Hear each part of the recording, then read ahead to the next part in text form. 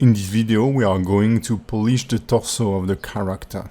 Since it's pretty subtle on the run cycle, especially for a light character, I like to start with the left to right location motion. So basically, whenever your character is contacting with the ground, the contacting leg will first absorb the impact and then push the character up, but also a bit on the opposite side. Your character should be moving toward the contacting foot 1 or 2 frames after the contact, so that he has time to compensate the momentum of the previous move. Then there will be an acceleration during the pushing toward the other side, and when the character is airborne, my go-to is to use a linear curve.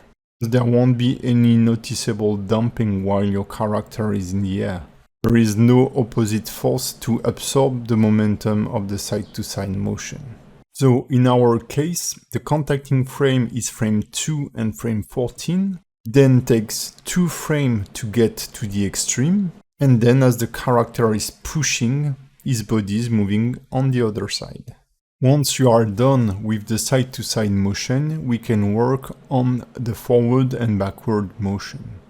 People, and myself included, often forget to add forward and backward motion to the torso root. It's not a big deal if you forget to, as it's gonna be pretty subtle. But this slight variation will bring a bit of texture to your run cycle. The rule is pretty simple. As your character is falling forward, as the torso is getting down, his torso root will slightly shift forward. During the pushing pose and while he's airborne, torso root will slightly travel backward. So if you have a look to the Y curve, you can see that the values we are working with are very subtle. So whenever you are checking the curve as a reference, don't forget to check out the values on the left side. To make the X rotation motion a little more obvious, I've parented this stretched cube to our torso controller. If you focus on the tip of this cube, you will be able to clearly see the rotation motion. The X rotation drives the leaning forward and backward of our character torso root. What I want to emphasize here is that whenever the character is pushing on his leg, his torso is leaning forward. Think of a lion jumping, pushing on his root with his shoulder inward.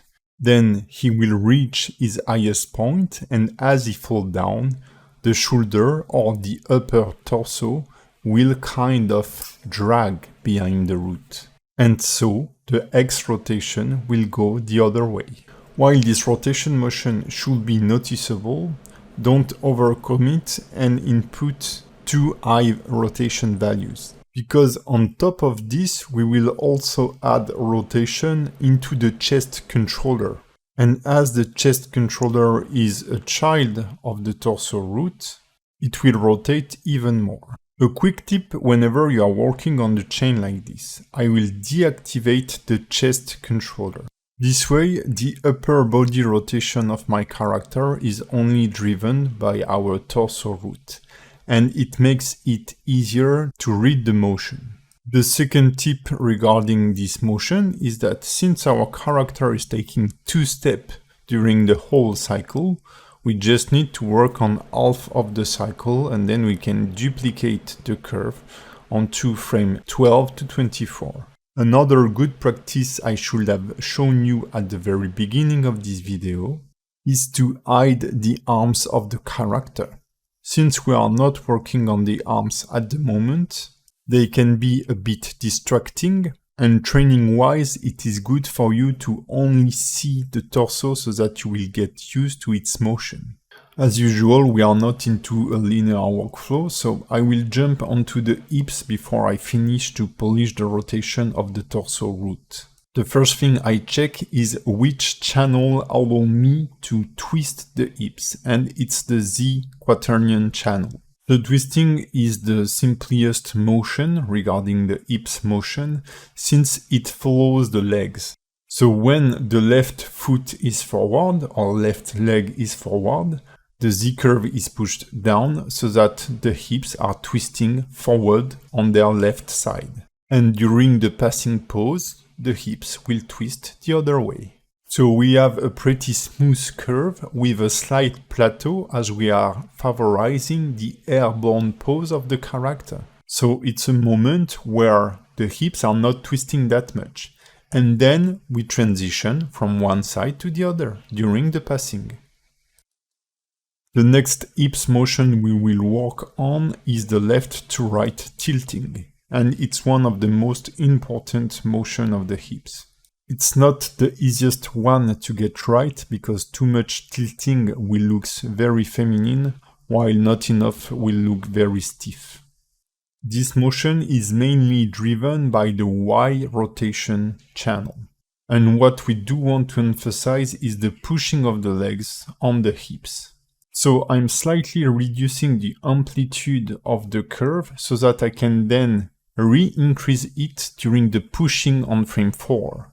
So we have our contact pose on frame 2 and frame 14, and on frame 4 and frame 16, we need a quick rotation change or shifting. This way we can feel the impact of the contacting frame and the fact that the hips will react with a slight delay. In between those two impact motion, the hips are smoothly tilting the other way. As always for all our cycle, just make sure that your frame 0 and your frame 24 are the same by duplicating them. Now our hips motion start to look pretty good. We can now polish a bit the X rotation axis, which will be the tilt forward and backward. This one is pretty easy to get right. As the leg reach the contact pose and switch to the passing pose, the hips will tilt forward. And then during the pushing and the airborne, they will tilt backward. Just imagine that the hips are currently pulling the front foot. So when contacting the ground, the hips will surge forward for the foot. And then when pushing and going up, they will pull the foot back. This motion is linked to the X rotation of the torso we have already polished, so you can keep it very subtle. Again, don't forget to double check the graph editor values. While the X rotation curve looks pretty contrasted, the range of value we are working on is very small, so in the end, the X rotation is not that big. As we have slightly modified the orientation of the hips during the motion, we can see that on the contacting pose, the legs are not full straight.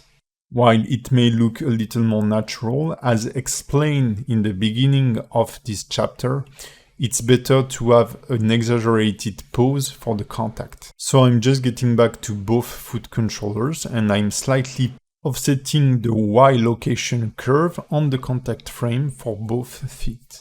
As our hips are now polished, we can jump back onto the torso controller, work on the Z rotation channel, that is the twisting of the body, but will be very close to what we have on the Z rotation of the hips. There will be just half a frame of delay compared to the hips twisting.